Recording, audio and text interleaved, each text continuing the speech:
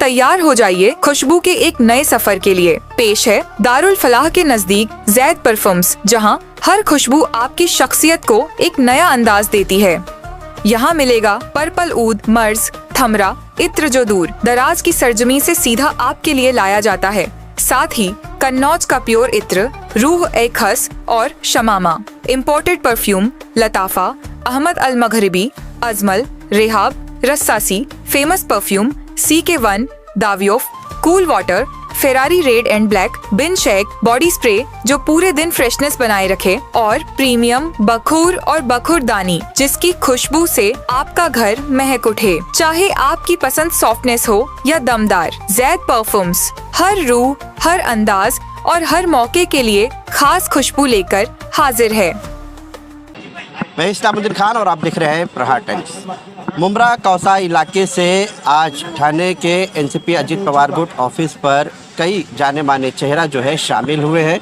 क्या बताएंगे आप, किस तरह से आज जो है कई लोग जो विधायक जितेंद्र आव्हाड के साथ थे वो लोग आपके साथ में शामिल हुए हैं? काम को मद्देनज़र रखते हुए अजीत दादा के विचार और सेक्युलर विचारधारा के साथ, जो दादा आज किसके साथ में भी सत्ता में हो, बट जो अल्पसंख्यक समाज के लिए, माइनॉरिटीज़ के लिए जो दादा काम कर रहे हैं और उसको प्रभावित होके, और जहाँ इज्जत नहीं थी तो नहीं रहते हुए आज रेहान भाई, जावेद सिद्दीकी जो उम्मीदवार थे, ये सब आज राष्ट्रवादी कांग्रेस पार्टी में शामिल हुए। मैं उनका सभी का और उनके साथियों का इस्तेकबाल करता हूँ, क्योंकि अब वक्त आ गया है, आवाम भी गुमराह नहीं हो रही है, जो उनके साथी थे वो भी गुमराह नहीं हो रहे।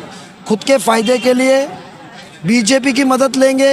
मुंबई क्रिकेट एसोसिएशन का इलेक्शन आपके सामने है, जग जाहिर है, न्यूज़ में भी आया है, और जब आवाम की बात आई तो वो गुमराह करेंगे कि भाई अजीत पवार बोले तो जी बीजेपी। तो हकीकत में बीजेपी का असली छुपा चेहरा तो जितेंद्र आव्हाड है। हम तो बीजेपी के खिलाफ है। हमने छोटी सी ताकत है ना, हम कभी आमदार रहे ना हम कभी मंत्री बने। महापालिका के एक नगर सेवक के नाते हमने हिम्मत की कई महीना पहले कि हम बीजेपी जा रहेंगे, हम यूपी में नहीं जाएंगे, हम लड़ने को तैयार है। तो जितेंद्र आव्हाड क्यों MCA का इलेक्शन विदाउट बीजेपी लड़े नहीं? अभी जिस तरह से बात सामने आ रही कि दोनों एनसीपी युति होने वाली है, तो ऐसे में ठाणे में अगर युति होती है तो आपका सीट बंटवारा कैसे रहेगा? देखो, ये प्रस्ताव तो अभी तक मुझ पर आया नहीं है। और ठाणे महानगर पालिका की बात करें, कल्याण की बात करें, भिवंडी की बात करें, तो ऐसा कोई प्रस्ताव नहीं है। जो युति की बात है वो पिंपरी चिंचवड़ पुणे की बात है। और अब नगर पंचायत में तो युति हुई है। चंदगढ़ में कोल्हापुर ज़िले के अंदर दोनों राष्ट्रवादी मिलके नगर पंचायत नगर पालिका खिलाफ साथ में लड़े।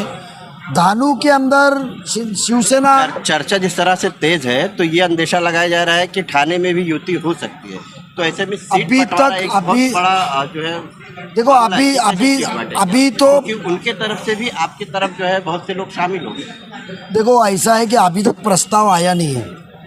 उनका क्या प्रस्ताव आता है, वो चाहे तो मजबूत तो अल्हम्दुलिल्लाह नगर सेवक माजी हमारे पास में ज़्यादा है, ऑर्गेनाइजेशन हमारे पास में मजबूत है, थाने जैसे शहर में हर वार्ड और हर जगह पे ताकत हमारे पास में है, उनके पास में आमदार है और माजी मंत्री है। बस एक चीज़ है उनका एडवांटेज, और हमारे पास में कार्यकर्ता है। जब प्रस्ताव आएगा उसके ऊपर सोच के राय मशवरा करके आपको हम बताएंगे। बीजेपी के साथ तो आप जा नहीं सकते, लेकिन कहीं ना कहीं जो है शिवसेना जो शिंदे गुट है, अगर उसके साथ आपकी युति होती है तो? देखो, हमने शिंदे गुट के अंदर उन्होंने बहुत से अल्पसंख्यक समाज के माइनॉरिटीज़ को उन्होंने चांस दिया नगर पंचायत में, नगर पालिका नगर पंचायत में। बीड़ जैसे ज़िले के अंदर जो मुस्लिम तादाद बहुत बड़ी है बीड़ शहर में, वहाँ शिवसेना और राष्ट्रवादी की उम्मीदवार भी नगर सेवक शिवसेना के चुन के आए, और नगर अध्यक्ष पद राष्ट्रवादी का हमारे मुजीब भाई की सास आई। तो वहाँ के मुसलमान और वहाँ के अल्पसंख्यक समाज ने शिवसेना को पसंद किया। तो हमने प्रस्ताव रखा था, बट उनकी पसंद मेरे ख्याल से बीजेपी है। हमको कोई एतराज़ नहीं है। जहाँ बीजेपी सत्ता में भी हमको जाना है तो हम सत्ता से दूर रहेंगे। हम जितेंद्र आव्हाड जैसे नहीं है कि इलेक्शन से डर के सत्ता की लालच में बीजेपी के पैर पकड़ के अपना मुंबई क्रिकेट एसोसिएशन का इलेक्शन निकाल सके। हम लड़ेंगे उनके खिलाफ, कामयाबी देने वाला अल्लाह ताला है। हम लड़ेंगे, और बीजेपी उनके साथ सत्ते में शामिल होती है युति होने के बावजूद भी, बाद में हम वो सत्ते में जाना पसंद नहीं करेंगे, हम विरोधी पक्ष में रहेंगे।